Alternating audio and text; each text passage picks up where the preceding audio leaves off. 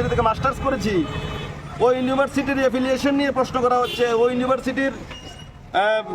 ইউনিভার্সিটির মধ্যে ডকুমেন্ট ঠিকঠাক আছে কিনা এসব নিয়ে প্রশ্ন করা হচ্ছে। আপনাদের কাছে আমি জানাচ্ছি, এতদিন আমরা কেউ বলিনি, আজকে বলছি বাধ্য হয়ে।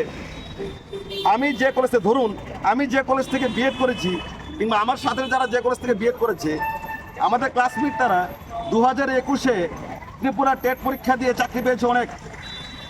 বর্তমানে ত্রিপুরা রাজ্যে ওরা চাকরি করছে। আমরা যে কলেজ থেকে বিএড করেছি ওই কলেজের আমাদের ক্লাসমেট তারা। যখন এবছর আমরা পাস করেছি, আমাদের ভেরিফিকেশনের বেলায় ওরা আমাদেরকে ইউনিভার্সিটি পাঠাচ্ছে, আমাদেরকে কলেজে পাঠাচ্ছে আমাদের অ্যাফিলিয়েশন নিয়ে আসার জন্য। যখন আমরা প্রশ্ন করেছি, স্যার আমাদের সঙ্গে যারা পড়েছে ক্লাসমেট তারা, ওরা তো চাকরি করছে ত্রিপুরায়, তখন এরকম পর্যন্ত উত্তর এসেছে যে আগে যারা চুরি করেছে ওরা ধরা পড়েনি বলে তোমরাও কি ধরা পড়বে না? তাহলে আমার প্রশ্ন যে ত্রিপুরার শিক্ষা দপ্তর কি চুরদেরকে চাকরি দিয়েছে আগে? ত্রিপুরায় কয়টা বিএড কলেজ আছে? ত্রিপুরার মধ্যে কয়টা বিএড কলেজ আছে? ত্রিপুরার মধ্যে কয়টা বিএড এর ভ্যাকেন্সি আছে কলেজের মধ্যে? আমরা তো বাধ্য হয়ে, আমরা কাস্ট সিস্টেমের শিকার হয়ে বাধ্য হয়ে আমরা ত্রিপুরা বাইরে থেকে বিএড করেছি।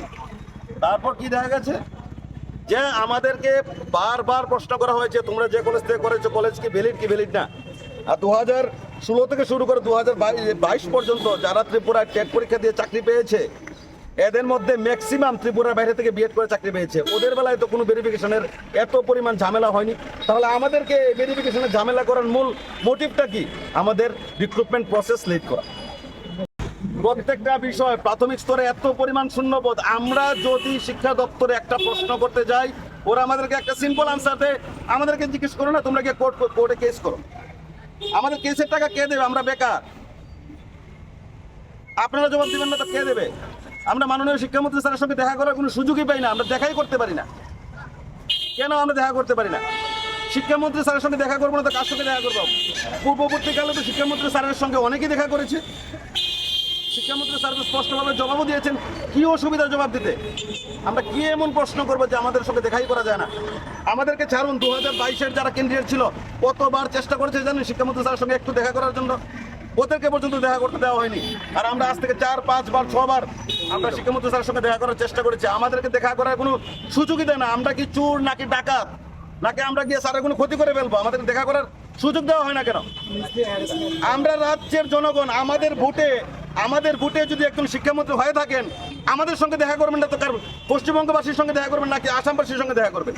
আমাদের লোকে দেখা করতে কেন করবেন না? আজকে সবার পক্ষ থেকে আমি জিনিসটা আপনাদের মধ্য দিয়ে প্রশ্ন করছি, আমাদের সঙ্গে শিক্ষামন্ত্রী স্যার দেখা কেন করেন না? এমন কি কোনো নিয়ম আছে রাজ্যের মুখ্যমন্ত্রী স্যারের সঙ্গে কিংবা শিক্ষামন্ত্রী স্যারের সঙ্গে দেখা করা যাবে না? কোনো নিয়ম তো নেই, কোনো বিধিলিখনে তো লেখা নেই দেখা করা যাবে না। আমরা বেকারত্বের যন্ত্রণায় বারবার যাচ্ছি, আমাদেরকে দেখা করার কোনো সুযোগই দিচ্ছে না। আমরা ত্রিপুরার টেট কোয়ালিফাইড আমরা যারা আছি 2024-এর ব্যাচ 1888 জন, 1856 জন টেট 1 এবং টেট 2 মিলিয়ে।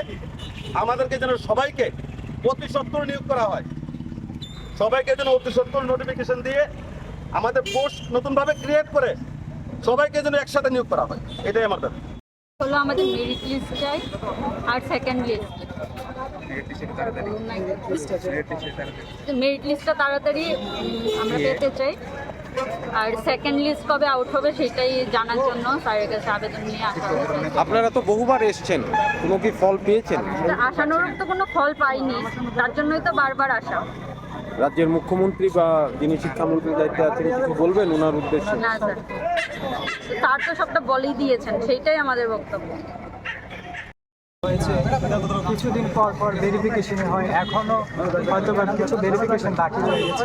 ভেরিফিকেশনটার জন্য যাই রয়েছে মানে প্রসেসটা কেন এত লেট হচ্ছে, তো সেটাকে যেন খুব তাড়াতাড়ি করে আমাদের মেরিট লিস্ট দিয়ে, এবং যারা কিছু মানে ভ্যাকেন্সি খুব কম এসেছিল তো যারা বাকি থাকবে তাদেরকে যেন সেকেন্ড নোটিফিকেশন দিয়ে বাকিদের যেন মানে সবাইকে যেন নেওয়া হয়। কারণ আমরা 2 বছর ধরে না এইভাবে না জবলেস হয়ে বসে আছি। আমরা যখনই এখানে মিট করতে যাই মিনিস্টারদের সাথে, পুলিশ দিয়ে আমাদেরকে হ্যারাসমেন্ট করে।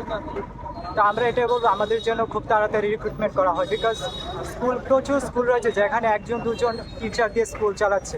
1-2 টিচার দিয়ে তার স্কুল তো চলতে পারে না, সেখানে তো 8 থেকে 10 জন টিচারের দরকার। তো এটা বলবো আমাদের রিক্রুটমেন্ট প্রসেসটা যেন খুব তাড়াতাড়ি করা হয়।